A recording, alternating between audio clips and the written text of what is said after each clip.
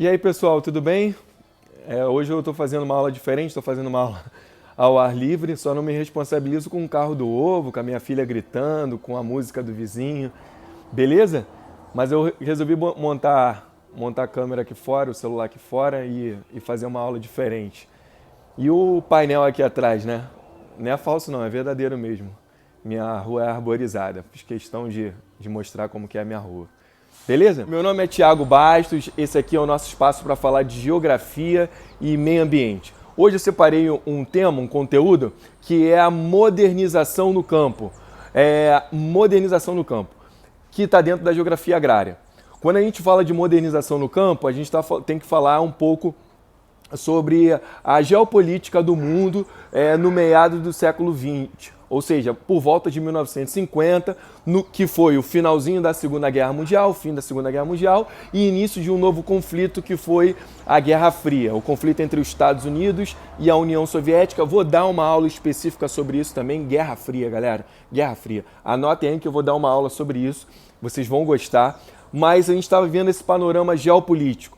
Bom, estava vendo também uma descolonização no continente africano e alguns problemas do continente africano se apresentando para o mundo. E um dos principais problemas que se apresentaram pelo mundo nesse período ligado à modernização no campo foi a fome. Tinha que se resolver o problema da fome na África. Tinha que se resolver o problema da fome na África. Agora, com um órgão responsável também por essas questões humanas, questões sociais, que surgiu com o fim da Segunda Guerra Mundial, a chamada ONU, Organização das Nações Unidas, e os Estados Unidos trouxeram uma política para acabar com a fome do mundo. Então é esse panorama geopolítico, tá? E qual foi a política? A política de modernizar o campo. Ou seja, trazer transformações no campo para aumentar o nível de produção e acabar com a fome no mundo. Bom, essa era a política dos Estados Unidos nesse período. E quais seriam os aspectos que elevariam a produção e levariam à modernização no campo? A utilização da alta tecnologia no campo, a utilização de inseticidas, a utilização de defensivos agrícolas, a biotecnologia e as sementes modificadas, certo? E isso tudo aumentaria o nível de produção e com isso acabaria com a fome no mundo. É claro, sem contar que vivemos um sistema capitalista e isso geraria lucro também para os países desenvolvidos e principalmente, é claro, para os Estados Unidos. Bom, e aí a gente continua, né, com essa questão da modernização até chegar a modernização no campo no Brasil, certo? Que vai chegar no final da década de 60 e início da década de 70. E aqui no Brasil a gente dá um contexto, dá um nome até bonito, né, para essa modernização no campo, que é chamado de Revolução Verde. Então a modernização no campo aqui no Brasil terá o nome de Revolução Verde. Ou seja, os aspectos que foram encontrados lá no início, né, da política da modernização do campo, como alta tecnologia, utilização de inseticidas, defensivos agrícolas, sementes modificadas, biotecnologia, adubos, rações, utilização de hormônios em animais, na agropecuária, né?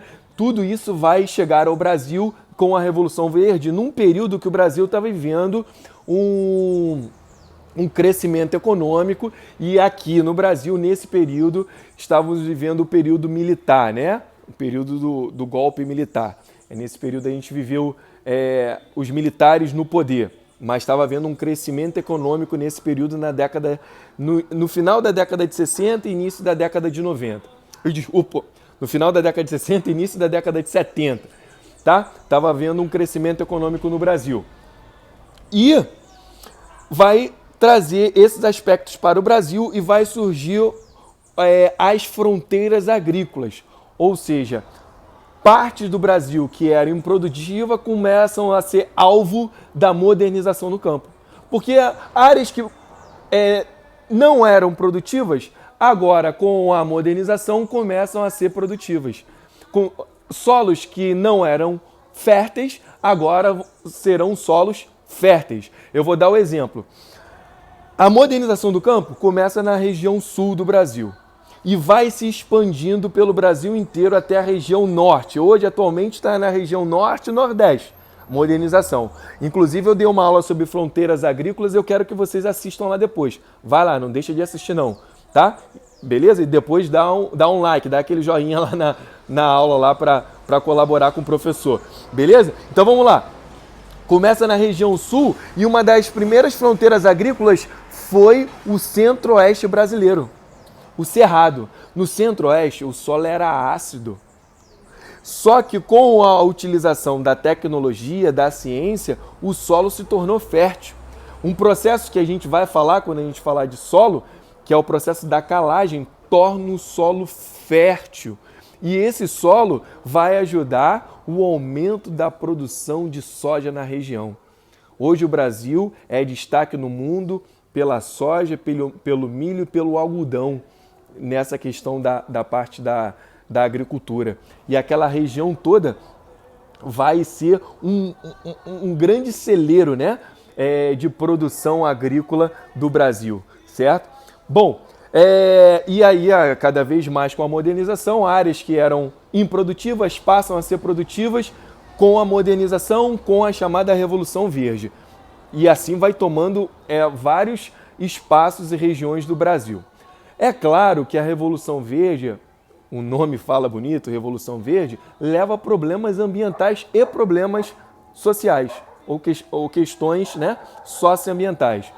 Os problemas ambientais estão ligados exatamente pela utilização dos produtos químicos, dos defensivos agrícolas, dos inseticidas, que vão afetar recursos hídricos, né? A parte hídrica vai, dependendo da região, o próprio produto químico vai poluir o solo, poluir a água, o desmatamento, porque com a modernização a gente vai conseguir